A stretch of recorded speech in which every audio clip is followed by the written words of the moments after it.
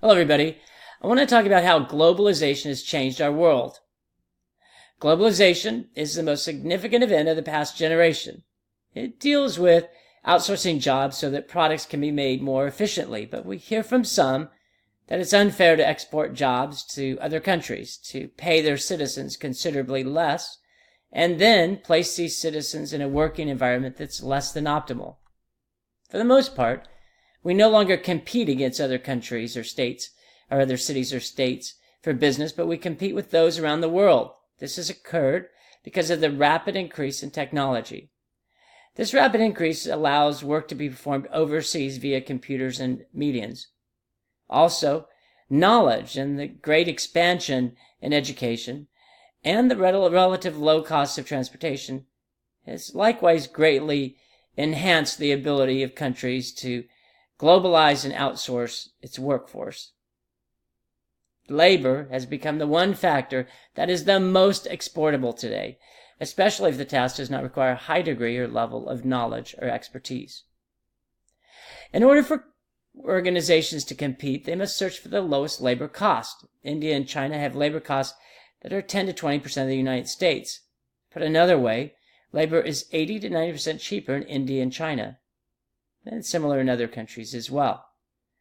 If the task does not require a great deal of knowledge, it would appear advantageous to utilize the lowest labor cost in this endeavor.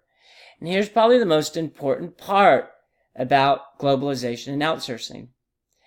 If an organization does not take advantage of moving its operations to lower cost countries, then new companies will arise in those countries anyway. Jobs are just inherently flowing to those where they can pay less to have those products or services built or made. At the very heart of contracting is the willingness of the consumer to purchase a product at the lowest possible price, regardless of its origin. If companies in the United States were producing a product that was considerably more expensive for the consumer to purchase, mainly because of the higher wage costs in the United States, and the consumer chose to purchase the lowest cost product from a foreign country, inevitably, the United States company would cease to exist. Their only recourse, if the consumer is more interested in a lower price, is for that company to seek alternatives to lower their production price.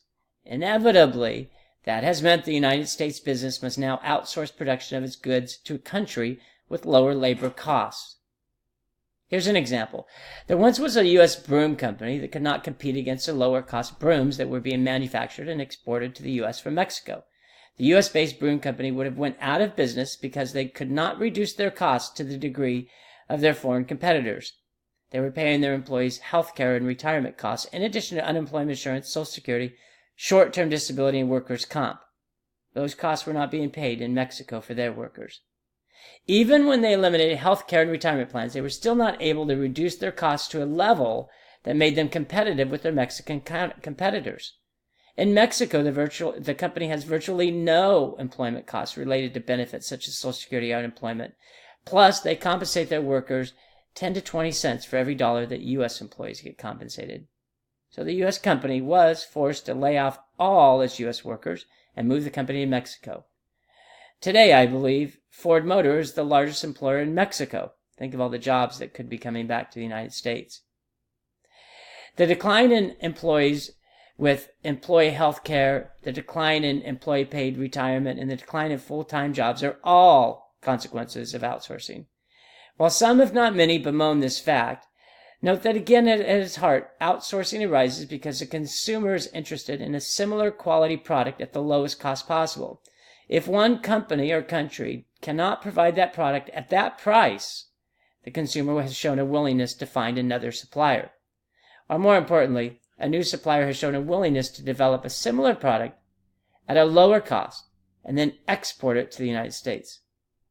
We may recoil at the thought and impact of a globalized world, but it's hopeful that this discussion allows us to see that the different world lies ahead than what we have today, and that now that we know that a different world awaits us, we can profit from these challenging times by being aware of and preparing how to overcome some of the challenges that face us in the employment sector, and being aware that we must create a job that can never be outsourced because of the high quality and knowledge that we have in that product. Thanks, everybody.